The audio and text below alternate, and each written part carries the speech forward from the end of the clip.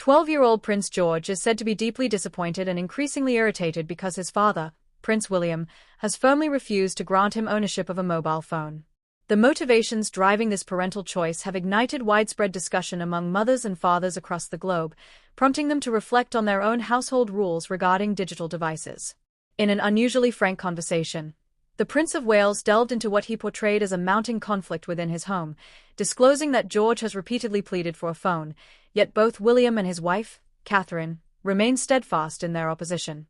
The heir to the throne's strategy for guiding his children through the complexities of the modern technological landscape is drawing significant attention, fueling debates about appropriate screen exposure, online protection, and the distinctive hurdles encountered when nurturing heirs to the crown in an era of perpetual digital interconnection. The insights William shared regarding his rationale and the resulting familial strain may catch many off guard, compelling caregivers everywhere to re-evaluate their personal policies on gadgets and youth. To ensure you're always in the loop with the latest intricacies of the Wales dynasty, be sure to subscribe to UK Royal Report immediately and activate the notification alerts. These disclosures emerged during an interview conducted on Monday, November 10th, with Brazilian television personality Luciano Huck. At 43 years of age, Prince William was in Brazil participating in the Earthshot Prize Awards, his flagship environmental program that transports him to various global locations annually. As the dialogue shifted toward domestic matters and child-rearing practices, topics William has grown more forthcoming about in recent times, the subject of cellular devices surfaced. William addressed it head-on, offering a glimpse into the dynamics at home involving George, who celebrated his 12th birthday in July. His position was unambiguous. "Our children do not have phones," he stated, encompassing not only George but also his younger sister, Princess Charlotte, and brother, Prince Louis. This policy instantly distinguishes the Wales offspring from the overwhelming majority of youngsters their age. In a society where countless kids acquire their initial smartphone prior to adolescence, the absence of any such device among William and Catherine's trio stands out prominently. Yet William elaborated further, outlining potential developments for George in particular. He indicated that upon George's transition to secondary education, a phone might be permissible. However, he immediately qualified this by emphasizing a vital stipulation that has generated the bulk of the controversy: the device would be devoid of any internet connectivity. This nuance is essential for grasping William's apprehensions and his methodology for regulating technology within his children's sphere.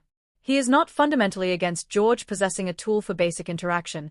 His resistance centers on granting unfettered entry to the vast online realm and its accompanying perils. For contextual clarity, secondary schooling in the United Kingdom encompasses pupils aged 11 to 16, spanning years 7 to 11.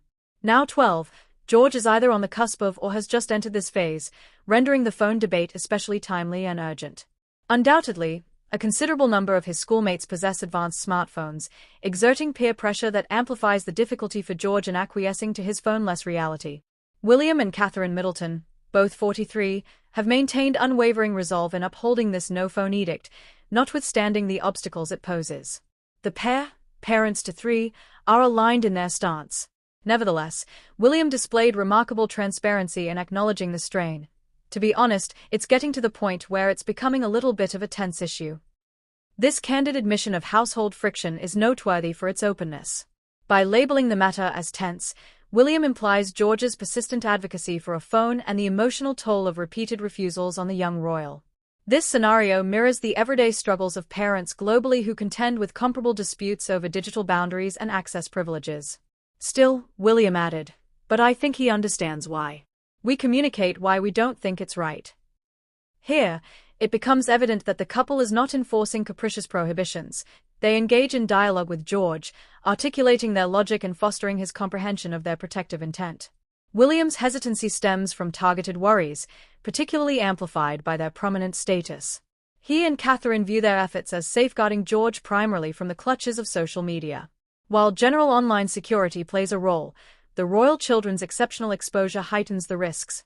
As the prospective monarch, George is perpetually under media lenses, public fascination, and possible threats from ill-intentioned individuals via digital channels. "I think it's the internet access that I have a problem with," William clarified, pinpointing his core objection. He is not against phones for calls or texts but against the gateway to excessive content. "I think children can access too much stuff they don't need to see online," he elaborated, a sentiment echoed by parents universally, yet intensified for a child whose actions captivate international audiences.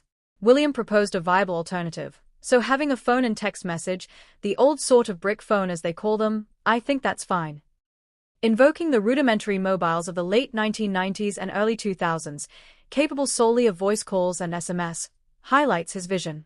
He supports communication tools but rejects smartphones laden with web browsing, apps, and social networking hazards. This philosophy aligns with a rising movement among guardians alarmed by smartphones' impacts on youth psyche and growth. Mounting studies link premature, unlimited social media engagement to heightened anxiety, depressive symptoms, online harassment, and other adverse effects. Given their advocacy for mental wellness through philanthropy, William and Catherine integrate this knowledge into their child rearing. The acknowledged tension indicates George's partial resistance. At 12, peer dynamics dominate, and witnessing classmates immersed in apps, games, and chats likely breeds feelings of exclusion and annoyance, despite parental benevolence. George's royal identity complicates matters further. It escalates online dangers while placing him among elite peers equipped with cutting-edge tech. The disparity between his restricted world and their hyper-connected one poses social navigation challenges. The Waleses prioritize normalcy amid royalty, residing in Windsor over London, handling school drops personally, and minimizing media intrusion. Denying smartphones aligns with preserving unhurried childhoods free from digital dominance. Married in April 2011 in a globally viewed spectacle, they welcomed George in July 2013, third in succession post King Charles and William, Charlotte in May 2015, and Louis in April 2018. Raised amid tech ubiquity, their kids face deliberate exposure curbs that elude many families. Unrestricted web opens avenues to cyberbullying, where peers and strangers, for George, could exploit his visibility for torment, yielding profound emotional scars. Inappropriate material, violence, explicit content, misinformation can warp immature minds. For a future unifier like George, divisive online echo chambers pose unique threats. Social platforms foster image obsession, like chasing, and self-worth tied to metrics, correlating with mental health declines. The couple's awareness drives protection.